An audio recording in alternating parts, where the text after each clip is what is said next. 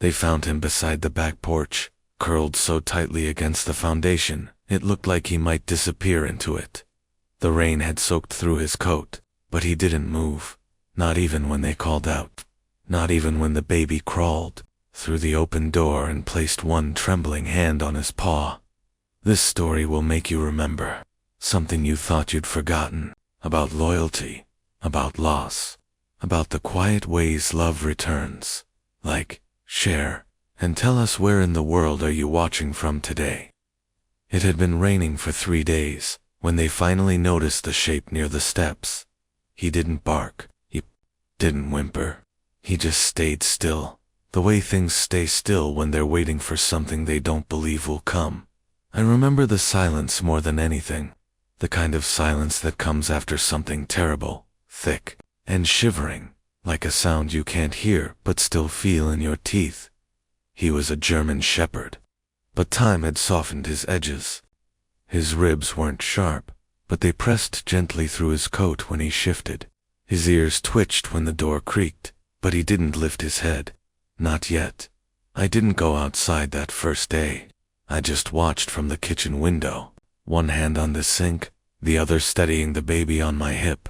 The yard was wet, the grass flattened by weather and weight, and the dog was so still I almost convinced myself he was a shadow, something left over from a storm. But the baby knew. She pressed her hand to the glass, her breath leaving tiny fog patches as she leaned forward, and she didn't make a sound, didn't babble or cry. She just looked. That's the part I can't explain.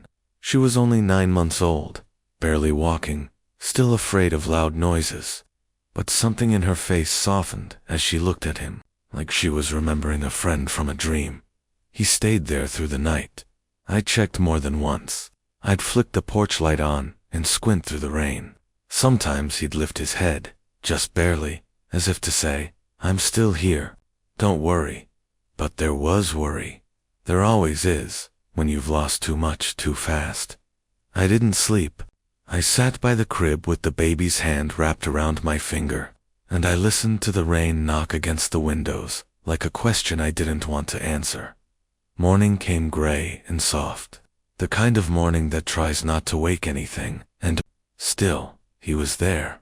This time, he stood when I opened the door. Not all the way, not proudly. It wasn't that kind of stance, more like the slow rising of someone unsure if they're welcome or just tolerated. His eyes met mine. They were brown, dark, but not unkind, just tired. And behind that exhaustion, there was a flicker of something else, recognition, not of me, but maybe of the baby, or the sound of our door, or the way the wind moved through our yard. I took a step onto the porch. The dog didn't move, but his ears twitched, and he shifted his weight just slightly forward, not away. The baby, now watching, from just behind my legs, crawled forward on the wooden floor. I knelt to stop her, but before I could reach, she pressed her hand against the screen door, palm flat and firm like she knew what she was doing. He moved then, only one paw, but he placed it on the bottom step. Slow and deliberate, like he was answering a question. We stayed like that for a long time, the baby with her hand pressed to the screen, and the dog with his paw on the step, neither of them making a sound. I think that was the moment I realized this wasn't a stray. He wasn't just looking for food. He was looking for something he'd lost, and for some reason, he thought he might find it here, by the second night. I brought out a towel, not because I'd made a decision, just because it felt wrong not to.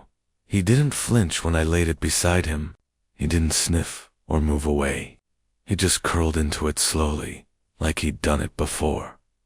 The baby cried once that night, just a short, startled sound, and I remember stepping into the nursery and seeing him through the window, already looking up toward the light, like he'd heard her, like he'd been waiting for it. I didn't know his name, but the baby called him something soft under her breath the next morning, a sound I couldn't place, and when she reached for him again, through the open screen, through the chill of a wet morning, he didn't back away. He leaned in, and I swear to you, he exhaled, long and slow, like someone who'd finally made it home. It rained again the next morning, but the kind that barely touched the skin, more mist than storm. The kind of weather that makes you walk slower, like the world is holding its breath. He was still on the porch when I opened the door, curled the same way, nose tucked beneath his chest, legs folded tight, like he was trying to make himself small. But something was different. His ears perked before I stepped out, and when I set the bowl of water down just inside the screen, he looked at it, really looked. Still, he didn't touch it. The baby crawled to the threshold again, her tiny palms slapping softly against the wooden floor. She sat beside the bowl, watching him with the kind of focus only children have, the kind unbroken by worry or fear, because they haven't learned those shapes yet. He stared back, not at her, not at the water, at something between them, something invisible, but thick as smoke. I wanted to say something, to break the silence that clung to everything. But there's a kind of reverence that fills the air when a dog and a child look at each other like that, like they've found a piece of something sacred and know better than to speak over it. Instead, I just waited. He didn't drink, but when the baby reached her hand toward the bowl, he shifted just an inch, no more, as if to protect her from it. Not out of threat, but reflex. It was the first time I felt it, that pull in my chest, that slow, steady ache that said, "This dog has done this before, but for who?" I spent most of that day watching from inside. There wasn't much else to do. The baby slept twice, short little naps filled with soft sighs and twitching fingers. Each time I found myself glancing toward the porch, half expecting he'd be gone. He never moved far, just lay there, head on his paws, eyes half closed but always listening. I noticed the limp around noon. Only slight, barely there, but real. When he stretched, one back leg lagged just behind the other. A healed injury, maybe, or something older.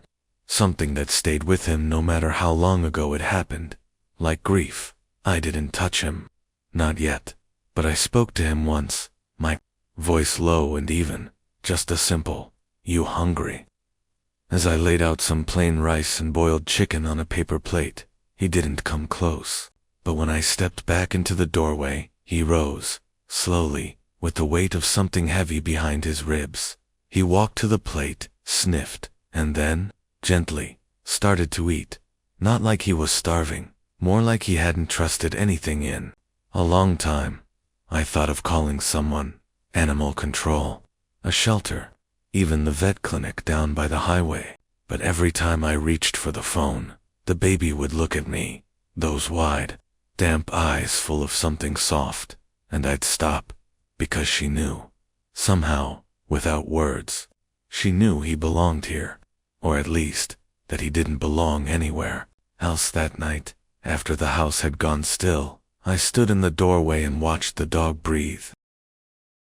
His fur had dried in strange ridges, spiked by wind and sleep. One ear was notched, a crescent of old scar tissue folding just at the edge.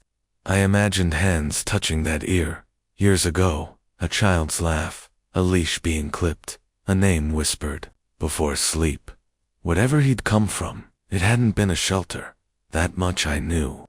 His body bore too many careful injuries, the kind that don't come from fights or alleys, but from trying to be brave in places that broke you anyway. I stepped out onto the porch, bare feet against the cold wood.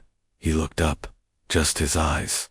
I sat down slowly, leaving space between us, close enough that he could smell me, far enough that he didn't have to run, and for a long while, we just listened to the night.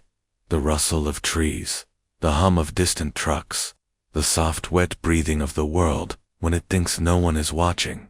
Eventually, he laid his head back down, this time not tucked so tightly. One paw stretched out toward the step, where the baby had touched him that morning. There was something about the way he exhaled, slow, uneven, that made me feel like I was trespassing on a memory not mine to keep. The baby woke once that night, a soft, wet cough echoing through the monitor. I stood, half asleep, and walked the hall, and I swear, when I looked out the window, just for a second, I saw him sitting up, not barking, not pacing, just watching the nursery window, as if he'd heard her before I did. Morning came pale and colorless. I opened the front door to find the bowl empty, the towel damp with dew. He wasn't curled against the house anymore. He was sitting upright, not quite alert, but present. The baby crawled to my feet and pulled herself to standing. Her fingers curled around the frame as she peeked past my legs, and then without a sound she stepped onto the porch. My heart stopped. Just for a second. Just long enough to remember how fragile she still was. How little she understood the world. But she wasn't afraid. Her steps were slow, unbalanced, like all new walkers. But she didn't fall. She walked to the edge of the towel, sat down, and waited. He looked at her, not with confusion, not even surprise, just that same, quiet recognition I'd seen the first day. A moment passed, and then he did something I will never forget. He laid down beside her, not close, not touching, just near enough, the way someone lies beside a grave, or a memory, or a child they once knew in another life. She reached out again, her fingers brushing his side, and this time, he didn't flinch. He closed his eyes and breathed. There are certain mornings where the light doesn't arrive all at once. It seeps in, cautious, uncertain, as if unsure whether the world is ready for it. That morning was like that. Muted gold slid across the living room floor, catching on the legs of the baby's playpen and stretching across the hallway like a path no one had followed in years. I stood barefoot in the kitchen, a cup of tea cooling between my palms, watching her sit on the porch beside him again. She didn't ask to go out. She didn't need to. The moment the front door creaked open, she crawled toward it with that quiet certainty, that deep, wordless knowing that only small children seem to possess. Like she wasn't going to the dog, but back to him. He'd stayed through the night again, still hadn't come inside, still hadn't let me touch him, but the porch was his now, and in some unspoken way, it had become hers too. They sat there for almost 20 minutes, the baby patting her hands against the boards, giggling softly at the way the morning breeze lifted her curls. He lay beside her, eyes half-lit, his chest rising slow and even. He didn't watch her every move anymore, just listened. The kind of listening you do when you know someone won't hurt you. When I stepped outside with a slice of buttered toast, I noticed it. Not a change in him, but something small, something tucked beneath the fur at the base of his neck. I only caught it because the wind had lifted the ruff just so, revealing a thin, matted strip of leather. A collar. Old, cracked, barely visible. I didn't reach for it. Not yet. But it sat in my mind like a stone dropped into still water, the ripples spreading long after I'd gone back inside. The rest of the day passed in long, quiet stretches, the kind that blur together when your life slows down and you begin to notice things like the sound of leaves scraping against a window, or the way a child's laugh can echo through an empty room. The dog didn't move from the porch. I worked, quietly inside, glancing at him through the window every few minutes.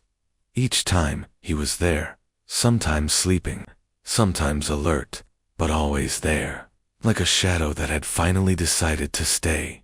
The baby napped after lunch, curled in the middle of the living room rug. She'd dragged her favorite blanket out from her crib, the corner of it still damp from her mouth. It had tiny yellow stars printed on it, faded now, from too many wash cycles and too many sleepless nights.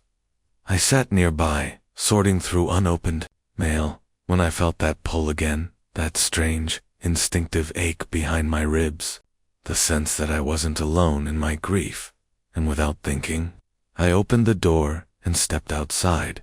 He lifted his head as I approached, but didn't move. His eyes met mine, those same dark, weathered eyes that always looked older than they should, and for the first time, I felt no hesitation. I knelt slowly beside him. The porch boards were cold against my knees. The wind curled beneath my sleeves, and still, he didn't pull away. My fingers hovered near his neck, careful not to brush his muzzle or ears. I parted the damp fur gently. The collar was there, faded brown leather, frayed near the buckle.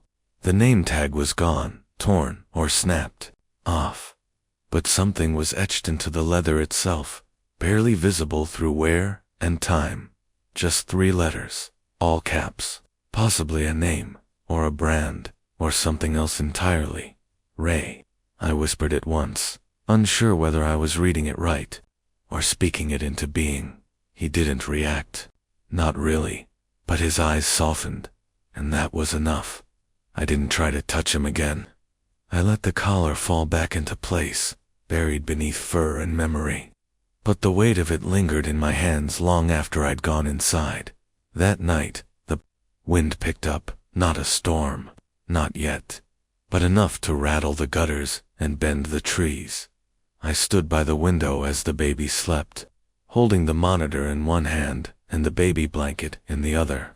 The stars on the fabric glowed faintly under the lamplight, pale and worn. He was still there, curled in his usual spot, nose tucked beneath his tail, but something in his posture had changed, tighter, more alert. He was waiting. For what? I didn't know. But when I checked the locks before bed, I found myself glancing toward the porch again, and I whispered it one more time. Ray. It was just after 3 a.m. when the baby cried. Not loud, not frantic, just a short, uncertain wail, like she'd woken in the middle of a dream and didn't know where she was. I was already halfway down the hall when I heard it. A soft scuffle, a quiet thud, and then silence. When I reached the nursery, she was standing in her crib, arms outstretched toward the window.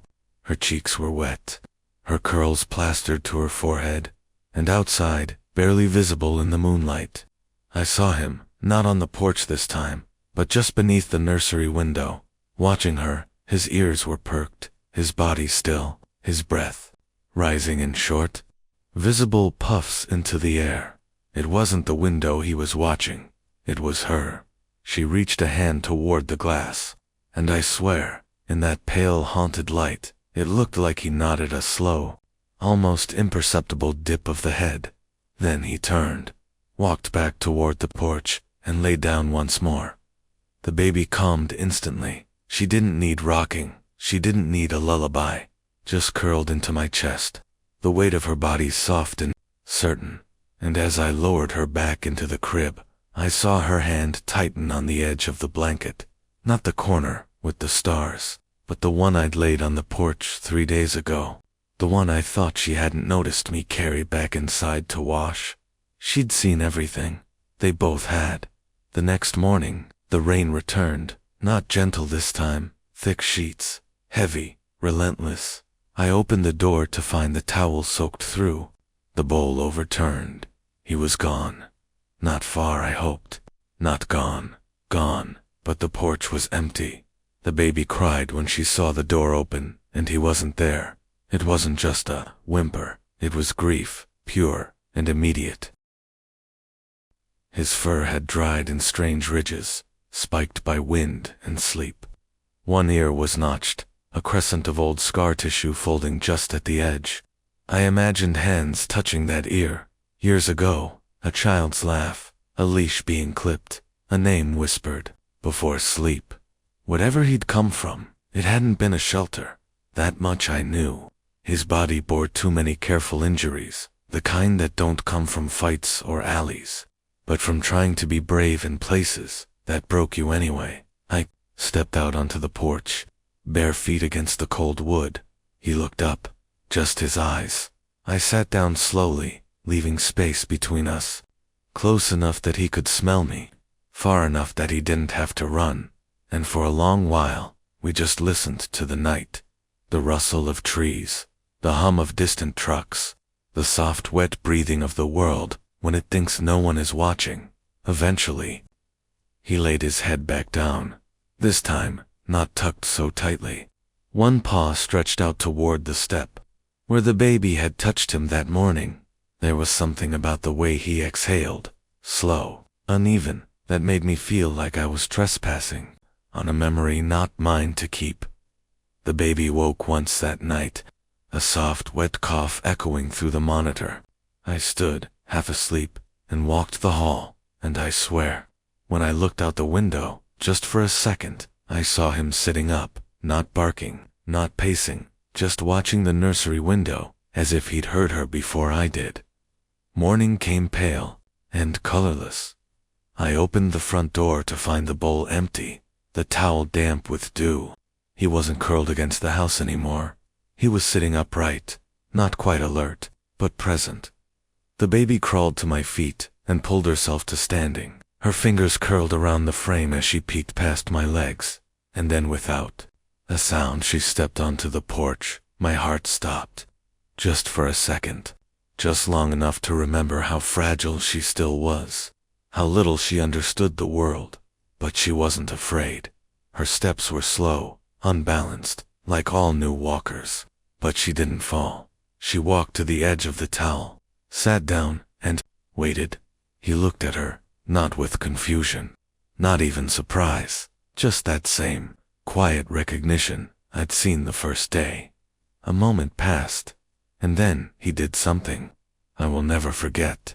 He laid down beside her, not close, not touching, just near enough, the way someone lies beside a grave, or a memory, or a child they once knew in another life.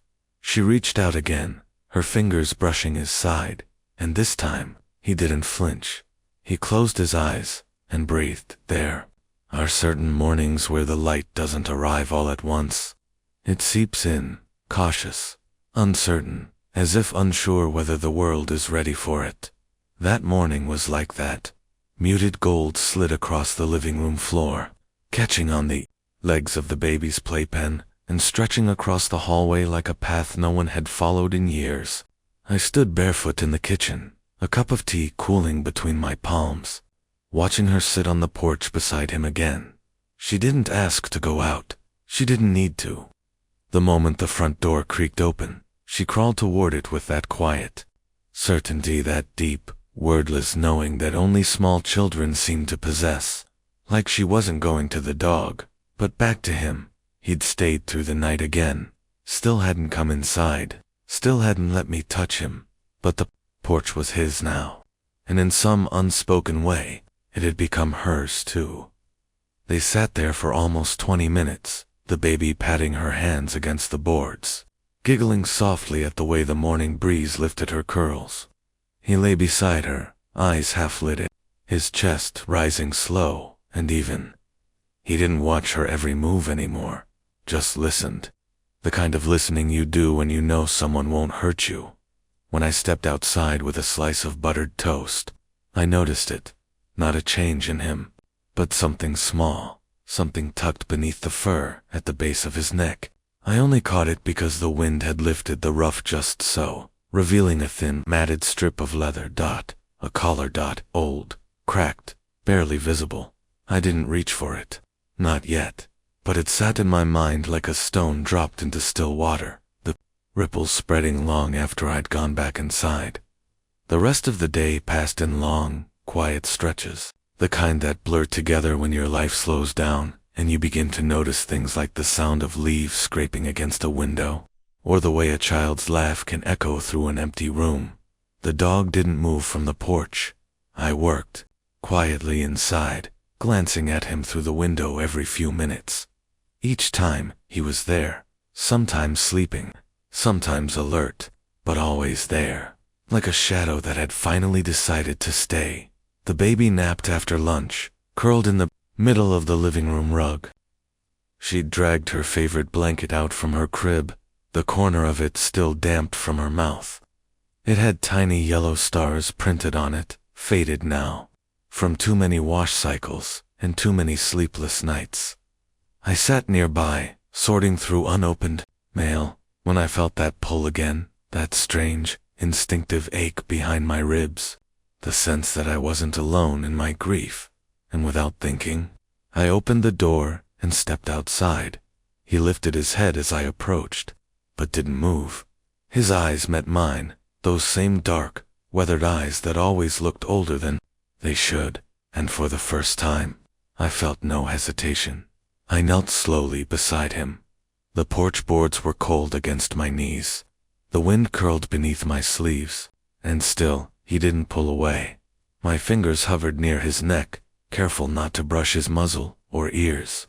I parted the damp fur gently. The collar was there, faded brown leather, frayed near the buckle. The name tag was gone, torn or snapped off. But something was etched into the leather itself, barely visible through wear and time. Just 3 letters, all caps, possibly a name, or a brand, or something else entirely. Ray. I whispered it once, unsure whether I was reading it right, or speaking it into being. He didn't react. Not really. But his eyes softened, and that was enough. I didn't try to touch him again. I let the collar fall back into place, buried beneath fur and memory. But the weight of it lingered in my hands long after I'd gone inside. That night, the wind picked up, not a storm, not yet, but enough to rattle the gutters and bend the trees.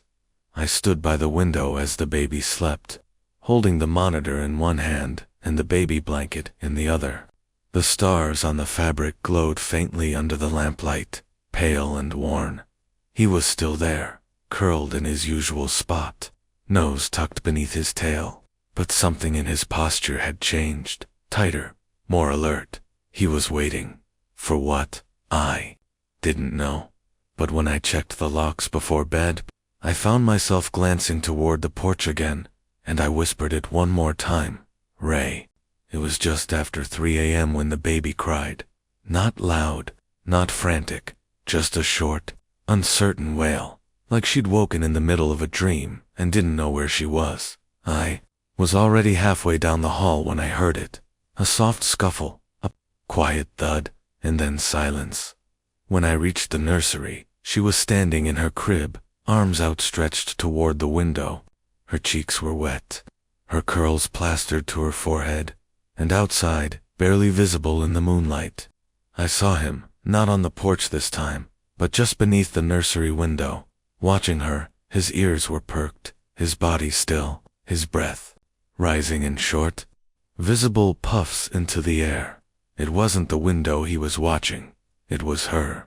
She reached a hand toward the glass, and I swear, in that pale haunted light, it looked like he nodded a slow, almost imperceptible dip of the head. Then he turned, walked back toward the porch, and lay down once more. The baby calmed instantly. She didn't need rocking, she didn't need a lullaby, just curled into my chest, the weight of her body soft and certain, and as I lowered her back into the crib, I saw her hand tighten on the edge of the blanket, not the corner with the stars, but the one I'd laid on the porch 3 days ago, the one I thought she hadn't noticed me carry back inside to wash. She'd seen everything. They both had. The next morning, the rain returned, not gentle this time, thick sheets, heavy, relentless. I opened the door to find the towel soaked through, the bowl overturned. He was gone. Not far, I hoped. Not gone, but the porch was empty. The baby cried when she saw the door open, and he wasn't there. It wasn't just a whimper, it was grief, pure and immediate. She crawled to the threshold and sat there, small fists curled against her chest, rocking slightly the way she did when she couldn't understand something too big to name. I waited until she fell asleep for her morning nap before walking the neighborhood. Rain in my shoes. Coat unzipped. One photo of him on my phone, taken through the screen 2 days earlier. I asked no one, just looked, through alleyways near dumpsters, behind the school playground, where the trees bent low. But he wasn't anywhere, and for the first time in days, the silence felt cruel, like the ending of a promise that hadn't yet been made. I returned home an hour later, soaked to the bone, my throat raw from wind. The baby was still asleep, the towel was still wet, but there, beside it, on the porch lay something new.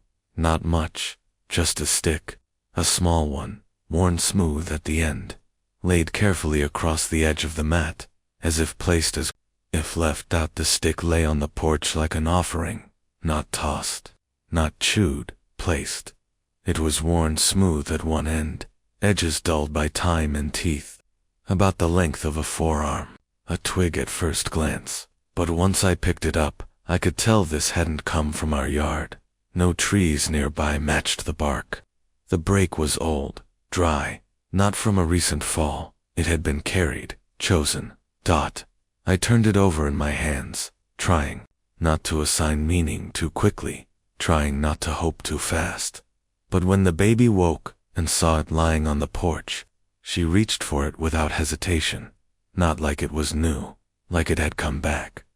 She held it in both hands, rocking slightly, pressing her cheek against the rounded end. No laughter, no noise, just the small, solemn rhythm of a child recognizing something sacred. I knelt beside her, watching her fingers curl around the grooves worn into the side. Faint scratches ran across the bark, not random, not claw marks, the kind left by regular use, like someone had thrown it, again and again, and someone else had brought it back. A game, a memory, maybe both. We waited on the porch for almost an hour that morning. No sign of him, no paw prints in the wet grass, no dark silhouette moving through the trees, just the wind, and the baby, and the stick. I thought of putting it away, hiding it somewhere out of reach so she wouldn't look for him, so she wouldn't miss him. But I didn't. I let her keep it, because she already missed him, and maybe, just maybe, he missed her too. By noon, the sky had cleared, but the yard was still soft underfoot. The earth soaked up the sun slowly, like it didn't quite trust the warmth. I found myself checking the window more than usual. Every sound, a squirrel rustling through leaves, a truck rumbling past the curb, made me glance up. Nothing. And then, around 2:30, I heard the baby make a sound I hadn't heard before. Not laughter, not babbling, something quieter, like a gasp, but smaller. I turned the corner and saw her standing at the screen door again, stick in one hand, the other pressed flat against the mesh. He was back, soaked, mud, caked, and holding something gently in his mouth. A second stick, shorter, splintered, not meant for play. It fell from his jaws as he stepped toward the porch and rolled once across the boards. Before stopping near her feet, he didn't meet my eyes. This time, his attention was on her. She reached for the second stick with the reverence of someone touching a lost photograph, and he watched, his head tilted slightly, ears twitching against the wind, as she held both sticks in her lap and looked up at him. They stayed that way for a while, not moving, not speaking, just existing, together. I opened the screen door slowly. He stepped back, not far, just enough to remind me that we still had space between us. Space he needed. I laid out the towel again, fresh from the dryer this time. Set the clean bowl down. No food, just water, cool and clear. He drank, not frantically, not politely, just normally, like someone used to having a place to return to. That night, the baby fell asleep holding one of the sticks, the smooth one. I tried to take it away after she drifted off, afraid of splinters, afraid she might roll on it in the dark. But when I pulled gently, her fingers tightened, her lips parted, and she whispered something I'd never heard before. One syllable slurred, sleep drunk. Duh. I froze. I waited. She said nothing more, but her fingers didn't let go. And when I turned off the light, the room felt fuller somehow, like someone else had stayed behind.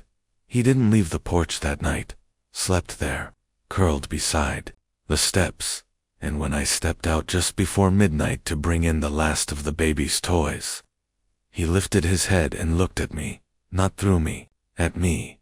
It was the first time I realized how long it had been since something or someone had looked at me like that. Not with pity, not with expectation, just presence. I sat on the top step, didn't reach for him, didn't speak, just sat.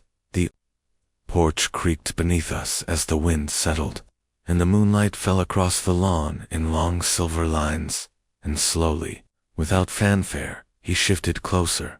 His body pressed just near enough to feel his warmth against my ankle, not touching, but almost.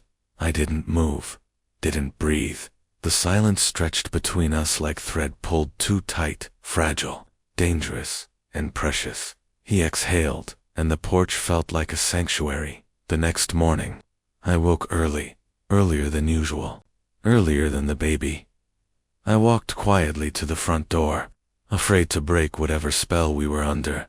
He was gone again, but this time, the stick was still there, both of them side by side, and resting on top, balanced gently, was something else, a fragment of cloth, torn, weather-worn, but unmistakable. It had once been part of a baby blanket, not ours, not the one with stars. This one was pale blue, ragged at the edge, threads pulled and knotted. I didn't pick it up, not right away. I just stared. The wind tugged at it softly, and I imagined a child, older than mine, maybe once wrapping it around a hand, or a paw, or placing it in a box meant to be buried under a bed and forgotten. The baby stirred behind me, and I knew, deep down, that she would recognize it too. By noon, he was back. Not on the porch, but sitting in the grass, just far enough away to make it clear. He wasn't ready to cross the threshold yet, but he was waiting. The baby crawled toward him without fear.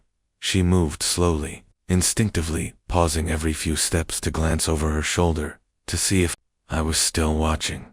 I was. When she reached him, she didn't reach for his fur. She offered the smooth stick, held it out like a peace offering. He looked at it, then looked at her, and then, without taking it, he lay down beside her. Not close, but close enough, and together, they watched the wind move through the trees like ghosts coming home. There's a kind of silence that only exists at midday, when the birds have quieted, the breeze has stalled, and the world feels like it's remembering something painful. That's what it felt like, the day he let her sit closer than ever before. No words passed between them, because there never were any, just the slow rhythm of breath, and the sound of the grass shifting under her knees as she crept forward inch by inch, dragging the smooth stick behind her, like it was something sacred. I stood at the kitchen window, watching, not interfering, not guiding. The dog didn't move, not when she neared his front paws, not when she dropped the stick between them like a gift. He simply looked at her, not through her, not past her, at her, and she smiled, not with her mouth, but her whole body, the way children do when something deep in them settles into place. The wind picked up just enough to stir the tall grass near the back fence. She turned to look at it, distracted for a moment, and that's when I saw him lower his head. Not a warning, a gesture, like he was following her gaze, or maybe remembering what it was to watch over someone that small. He didn't touch the stick, but he didn't ignore it either. When she picked it back up, he stood, not to leave, but to follow. She toddled, uncertain, soft-footed, along the edge of the lawn, and he walked behind her. 2 steps back, every movement measured, every choice intentional. It was the first time he'd moved through the yard since he arrived, and it felt less like exploration, more like returning. I didn't take them back inside for a long time. The sun stretched shadows across the fence. The baby grew tired and began rubbing at her eyes with the backs of her fists, her little body swaying with exhaustion. Still, she didn't cry. She turned once, looked at the dog, then at me, and I swear, without any words, without even a sound, she asked me something, not for permission, for trust. I opened the door. She came crawling toward me, slow, then faster, the stick still clutched in one fist. The dog followed behind. When he reached the porch, he stopped at the first step and waited. I stood aside, didn't speak. He placed one paw on the porch, then another. When his front legs reached the threshold, he paused, glancing at the baby, now halfway through the door, turning to see if he'd come, and he did. Slowly, carefully, he crossed into the house, and the silence inside shifted, like something long missing had found its way back. I didn't make a fuss, didn't offer food or water or attention, just let him find his place. He didn't explore, didn't sniff around or pace the corners. He walked, steady and sure, to the rug where the baby often napped, circled once, then lay down.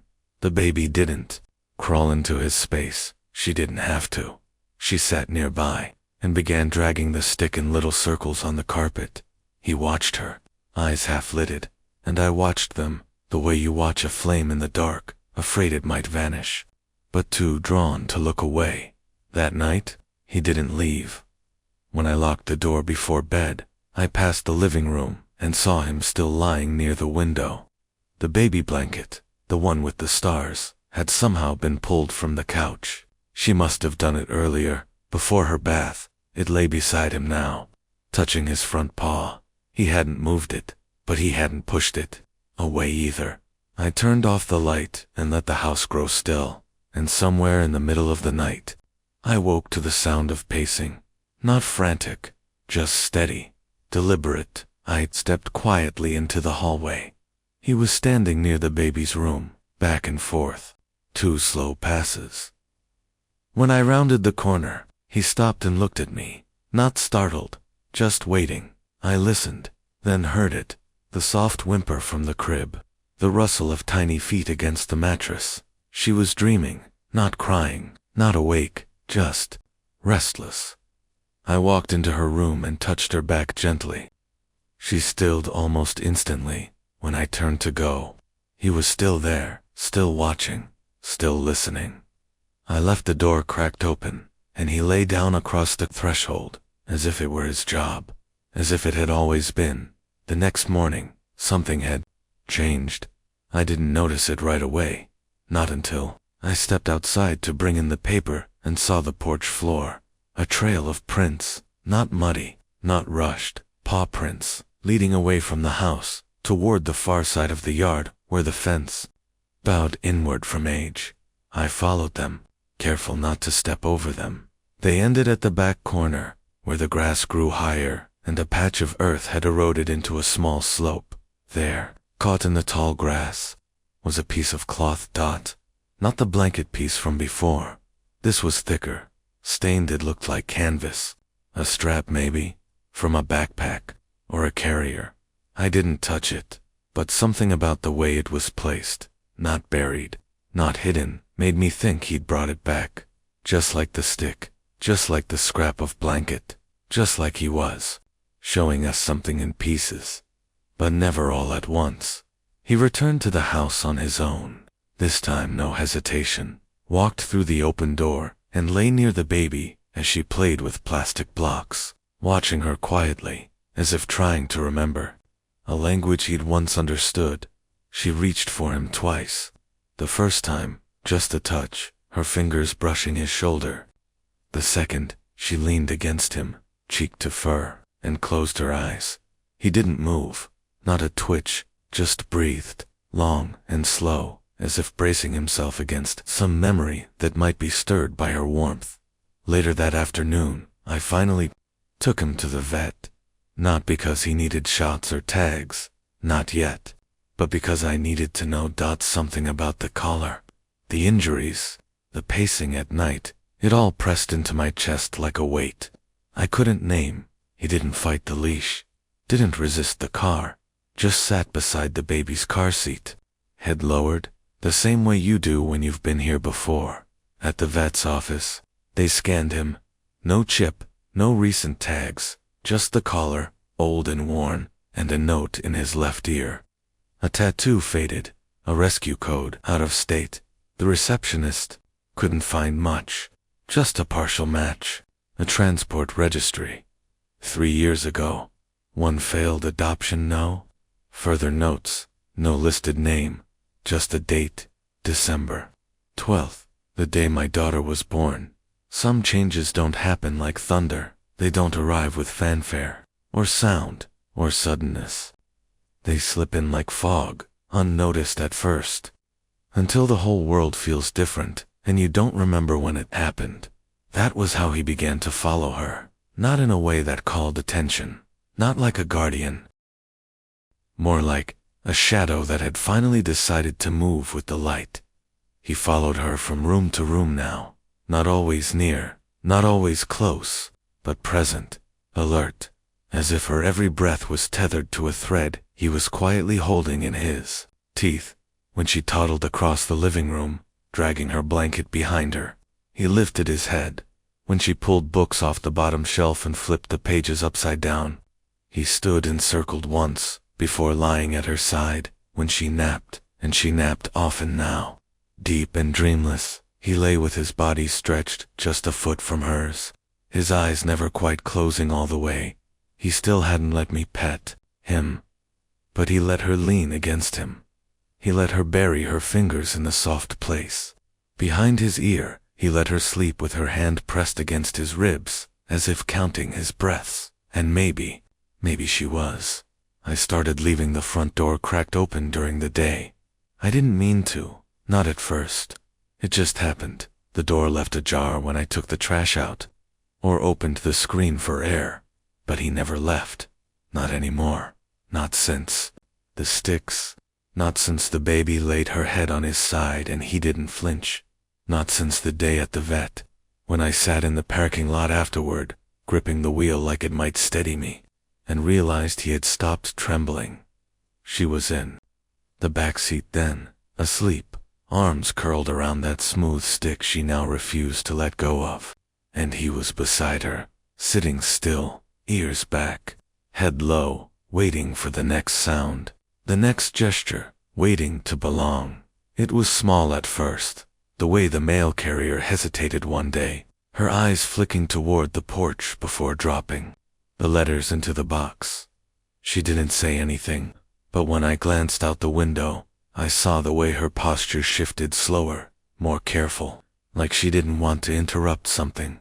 Later that week, the neighbor's daughter, maybe 10, maybe 11, rode past on her bike and waved, nodded me at the dog. He didn't react, but the girl called out softly as she passed, "Hi, Shepherd." I don't know how she knew to call him that. Maybe it was just what he looked like to her. Or maybe kids see what we can't. Names that belong, before we're ready to say them. He still paced the hallway some nights, not often, but I'd hear it.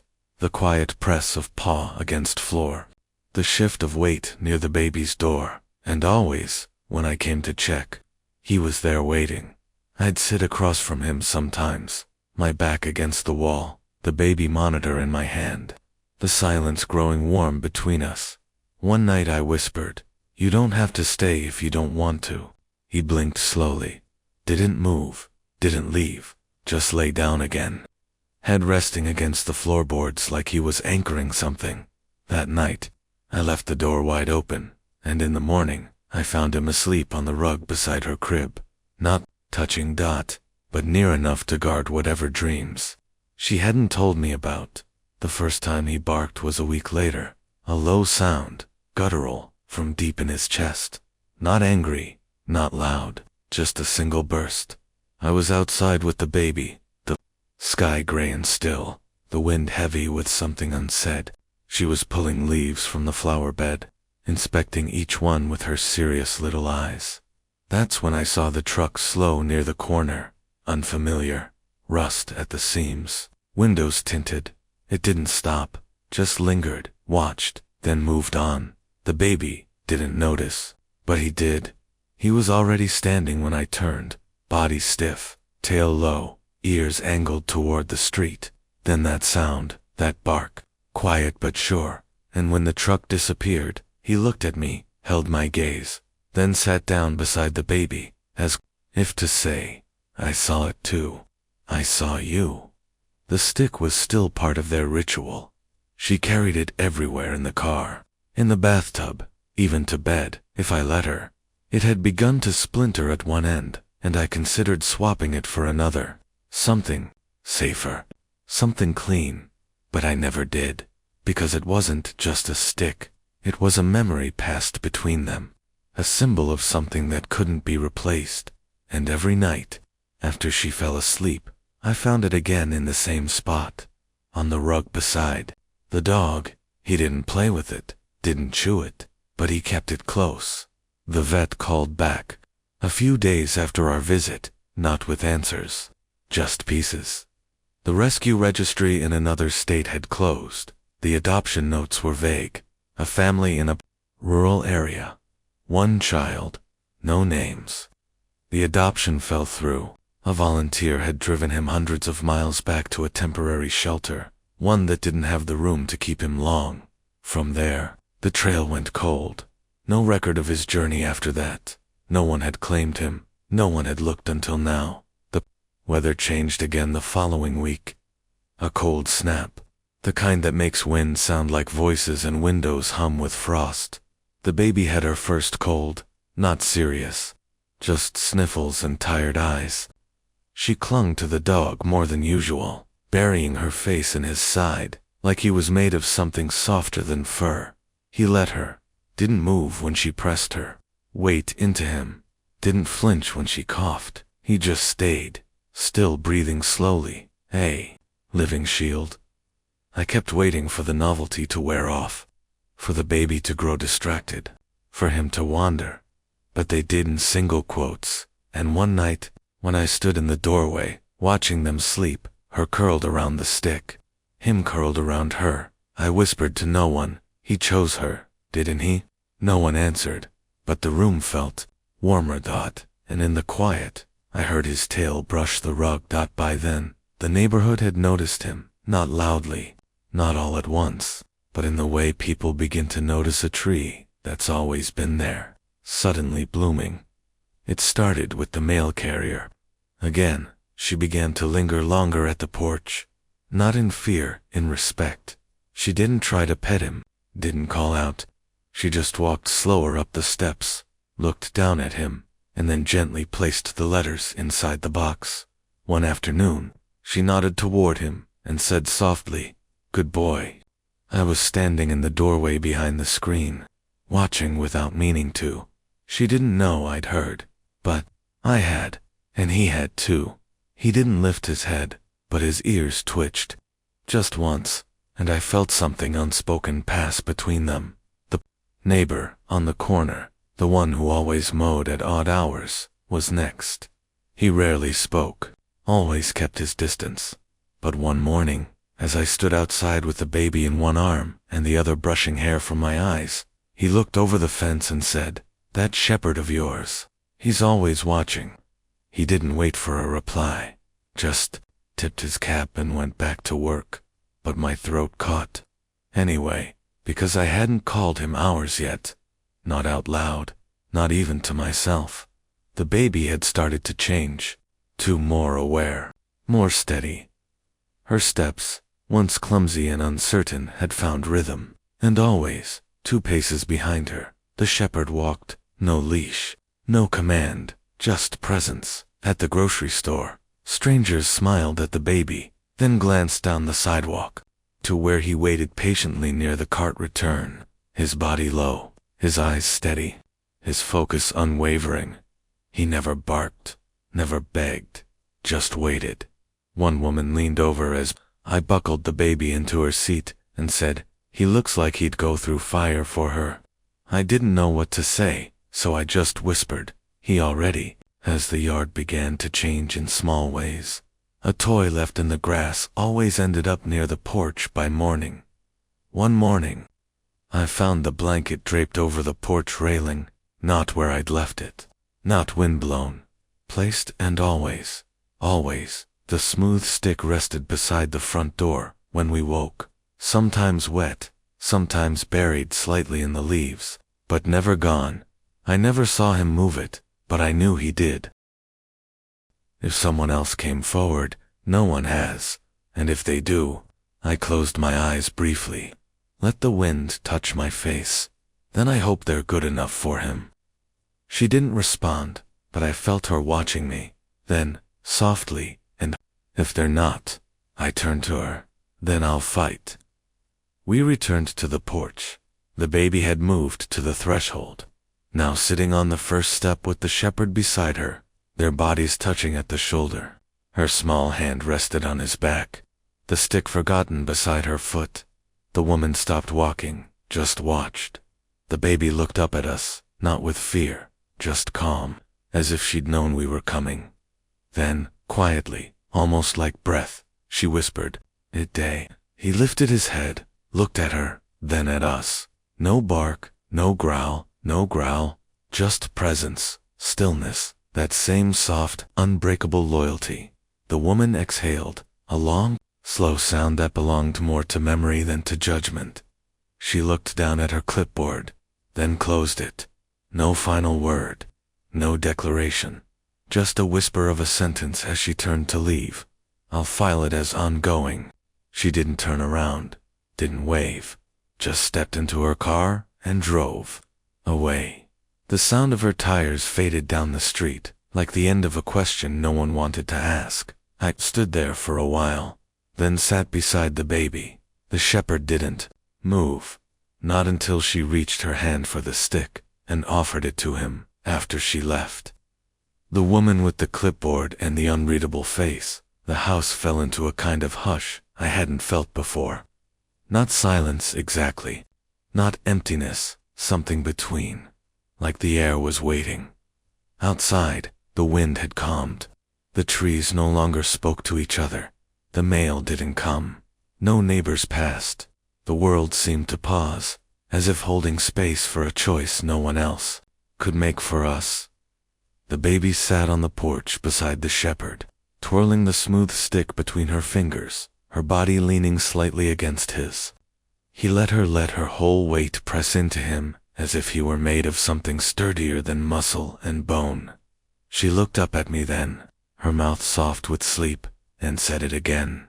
"Day," a little firmer this time, and he blinked, slow and steady, the way he always did when she called. I sat down next to them, not on the top step where I usually stayed, but lower, beside her. Beside him. He didn't shift away. He just adjusted slightly, his shoulder brushing mine. Not dominance, not defense, just contact, just presence. And that's when I knew what I had to do. It wasn't about proving anything. There were no grand declarations, no raised voices, no panicked calls to offices that wouldn't care. Just a quiet decision to act before someone else could decide for us. The next morning, I bundled the baby into her jacket, slipped on my boots, and clipped the leash to the shepherd's collar, not because he needed it, but because the world needed the symbol. He walked beside me like he always had, the leash slack between us, his eyes forward, his gait steady, at the county center. I carried her in one arm and walked with him at my side. We didn't go to the front desk, we went straight to the back. To licensing, the woman behind the counter didn't look up right away, but when she did, she saw the three of us and blinked, slowly, like she wasn't sure how to place what she was seeing. I set the baby gently on the counter. She stood unsteadily, her little hands pressed against the cool surface, her hair still damp from the morning. "I need to license him," I said. The woman nodded. "Do you have proof of ownership?" "No." "Adoption paperwork?" "No." She looked at me then. "Has anyone claimed him?" "No." She hesitated. "If he has no documented history, he has us." The woman studied me for a long time. Then her eyes drifted to the baby, then to the shepherd, who now sat at attention, his body calm but focused, like he knew, somehow, that this was another kind of test. He didn't look at her, he looked at the baby, and that was enough. The woman turned the screen toward me. "Fill out what you can. Leave the past fields blank. Is that allowed?" "Depends on the officer," she said. "Which one do I get?" She didn't smile, but her voice softened me. We left with the papers in my bag. Not a full registration, not yet, but a temporary license, a window, a start. I wanted to cry, but I didn't. I just knelt beside him when we got outside, placed my forehead gently to his, and whispered, "We bought time." He didn't move, but his tail brushed against my boot once, and I took that as thank you. We stopped by the vet on the way home, the same one who'd scanned him before. She looked over the paperwork and nodded once, like she'd been expecting it. "I'll write you a letter," she said. "Official, behavioral assessment, that kind of thing. He's not a danger." "No," she said, "but he's yours now." I looked at the baby, asleep in the car seat, her cheeks pink from the wind, then at the shepherd, who hadn't left her side even in the parking lot, and I nodded. Double quotes, yes, he is. That night, we had a storm, the kind with thunder too far away to hear clearly, and wind that taps against the windows like it's trying to get in. The shepherd didn't pace. He stayed curled beside the crib. The baby stirred once, reached a hand out in her sleep, and he leaned his head into her fingers, not waking her, just answering her. I sat by the window and watched the trees bend, and then I saw it, the white truck, the one from earlier in the month. It slowed near the house again. This time, I stepped out onto the porch. The shepherd stood behind me. The man didn't get out, just lowered his window. He looked older than I'd expected. Not a clipboard this time, just a worn folder in his lap and tired eyes behind the wheel. "Just checking in," he said. Saw there was a follow-up filed. I nodded. There was. He looked at the dog. "You claim him now?" I hesitated. "No." That surprised him. "I don't own him," I clarified, "but I'll protect him." He was quiet a moment. "You know, it doesn't always come down to protection." "Yes," I said, "but sometimes it does." He looked past me, toward the shadow of the shepherd. "He's not like most, I know." He stared at the porch, at the towel, at the smooth stick by the door, then nodded once. "I'll close the report." Then, as he turned the engine back on, he said something I didn't expect. "Not every dog finds their person twice." Then he drove off, and the wind settled again. Later that night, after the baby was asleep and the shepherd was curled by the nursery door, I sat on the floor beside them and finally pulled the drawer open. The letter, the first one, was still there. I held it in my hands, and I burned it in the fireplace, not in defiance, in gratitude, because it had given me a choice, and I had made one. By the end of the week, something in him had changed. It wasn't visible at first.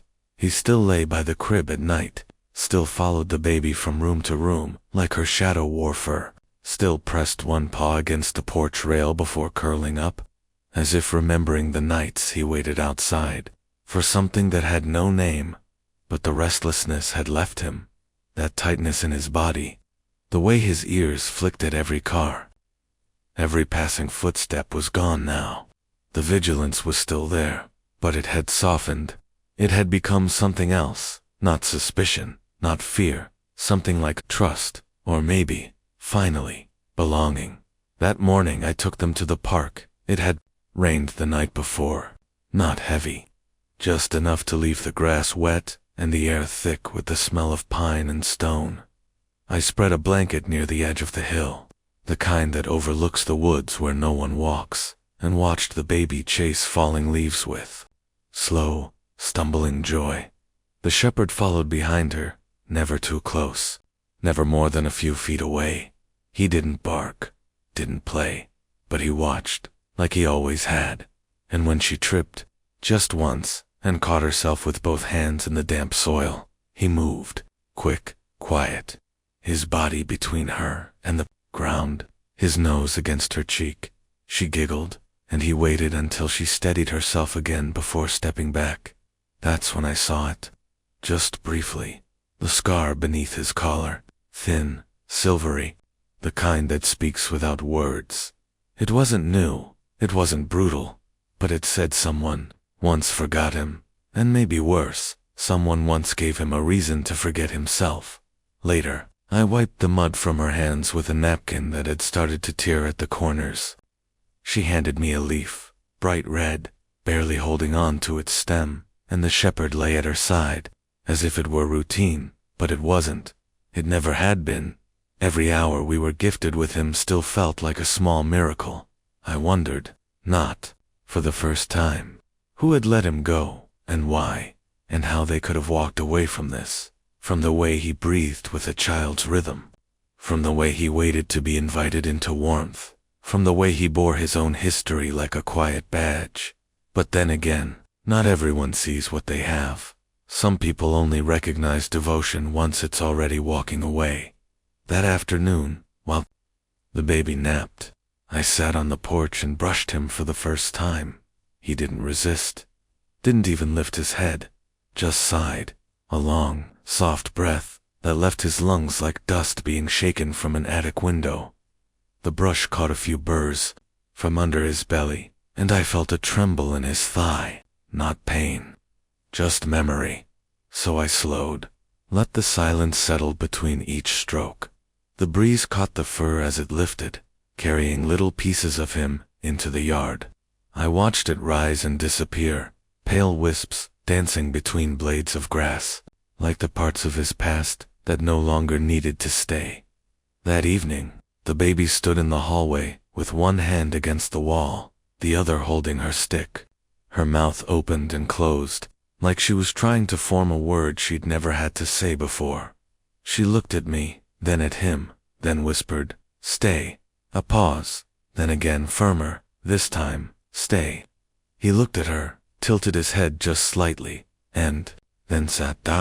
Not because he was told, because he chose to. She dropped the stick, ran to him. He didn't move, and she leaned into his chest, small hands gripping his ruff. Her cheek pressed against his heart. He stayed. I received a call that night, not from the county. From the vet. I sent the final letter, she said. It's official. He's registered. I closed my eyes. Thank you. She paused. There's something else, she said. One of the rescue volunteers tracked down an old file. Just a note, nothing more. My breath caught. About him. Yes. No owner name, but a child. A boy. The records were sparse. The family gave him up during a move. No forwarding information. No answer when they were contacted months later. Was there a name? Just the boy's first initial? R? The room went still. And the date, she continued softly, was the same. December 12th. I didn't speak. I couldn't. I thought you'd want to know, she said, then silence, and then, sometimes they come back for what they lost. I hung up the phone and walked down the hall. The baby was asleep. The shepherd lay beside the crib, head resting on his paws. Tail curled lightly around his legs. I knelt, placed my hand on his back. Not heavy, just enough to feel him breathe. Thank you, I whispered, not for staying, but for choosing us, for finding her, for coming back. I don't know if dogs carry ghosts the way we do, but I do know some return not for revenge, or rescue, or retribution, but to finish something. To pass it forward. To make it right. Maybe that's what he was doing all along. Maybe son wasn't a name, but a memory. Maybe he came here not to be saved, but to save. The snow arrived overnight, not the kind that clings or dazzles, just a thin, quiet layer, brushed across the rooftops and the tips of the grass like someone had gently dusted the town in memory. I woke to stillness. The baby was still asleep. Curled beneath the blanket, she refused to sleep without. The smooth stick, now soft at both ends from her handling, lay tucked beside her crib, and the shepherd was there, as always, stretched out along the doorframe, as if the space had always been shaped to fit him. But something about the morning felt different, final, not in a tragic way, not in loss, in fullness, like a song at its last note, not because it ran out of melody, but because it had finally said what it came to say. The baby stirred first. Her little voice broke the silence, not with words, but a hum, soft, tuneless, the same one she always made when the light hit the walls just right. She didn't call for me. She didn't cry. She just lifted her head, rubbed one tiny fist against her cheek, and reached out toward the shape in the doorway. Ra, she whispered. He was there before I could move. Already beside her crib, already leaning in close, enough that her fingers touched the fur behind his ear without even trying. She giggled once, not loudly, not wildly, just a small laugh, like she'd remembered something she'd forgotten in a dream, and I leaned against the frame and watched them, not with grief, not with fear, just stillness. Later that morning, I dressed her in her thick socks and the sweater with the wooden buttons she always tried to chew. We stepped onto the porch together, the snow crunching beneath our feet like paper under glass. The shepherd followed without being called. The three of us stood at the edge of the yard, where the trees bowed low and the light had just begun to break through the clouds. The world looked smaller somehow, not in a sad way, in a held way, like everything had wrapped itself around this moment, waiting for it to land. The baby held out her hand to the snow, let it fall on her palm. She looked up, blinking into the light, and said again, softly, reverently, "Ra," and he sat beside her. Ears alert, eyes soft, like he'd been waiting for this season, for this stillness. We didn't stay out long. The wind picked up, and I scooped her into my arms. He followed us back inside, his gait slower than usual. Not tired, not old, just settled. I laid her down on the rug near the window where the light poured in, and she reached instinctively for the stick. He curled beside her, not touching but near. Always near. And as she closed her eyes, thumb in mouth, the stick resting beside her cheek, I watched his body stretch long beside hers, and I whispered, "It's okay now." I didn't know who I was saying it to. Maybe to him, maybe to her, maybe to the part of me that had been holding my breath for months, waiting for the other shoe to fall, for someone to come knocking, for some final truth to rip him from us. But no one came, no one needed to, because he was already home that afternoon. The mail came, no letters from the county, no anonymous complaints, just a card, plain envelope. Inside was a photograph, a child maybe 5, smiling into the camera with a shepherd beside him.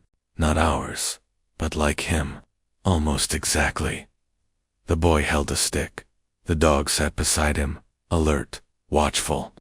Content, no name, no return address, just a small note at the bottom, written in the uneven hand of a child or someone long out of practice. He was good. Thank you for finding him. I stared at the image for a long time, not with tears, with stillness, because now I understood. He hadn't been abandoned, he'd been sent. That night, I lit a candle in the kitchen, not for mourning, for honoring.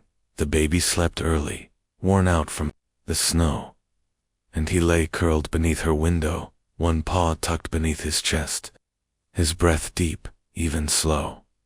I sat on the floor nearby, knees drawn to my chest, and watched them, watched the candle flicker, watched the snow begin again outside, and in that moment, I realized something. We hadn't saved him. He had saved us from loneliness, from forgetting, from that slow drift away from meaning that happens when you've lost too much and stayed quiet too long. He gave us rhythm again, breath again, a heartbeat. The wind rose once before midnight. The baby stirred, then settled. I rose from the couch and checked on them both. She was curled into a crescent on the crib mattress, her stick tucked into the blanket's folds, and he was there, pressed gently against the frame, as if anchoring the whole room with his weight. I reached down, ran my fingers through his fur. He opened one eye, then closed it again. Trust, that was what it looked like, not just from him, but from me, from all of us. I don't know what comes next. I don't know if the world will ever ask again where he came from or why he stayed, but I know this: we are whole now. Not because we filled a space, but because we finally let someone into it. Not a pet, not a possession, something quieter, something sacred, a shadow that chose to stay. And that night, for the first time, I dreamed of nothing at all. No storms, No pacing, just the weight of breath beside breath, and the feeling of fur against fingers, warm and still. And when I woke to the sound of the baby stirring and the soft thud of paws on the hallway floor, I didn't rush. I just closed my eyes again and let him get there first. The baby sleeps, the dog breathes easy, the stick rests beside them, and the door stays open, and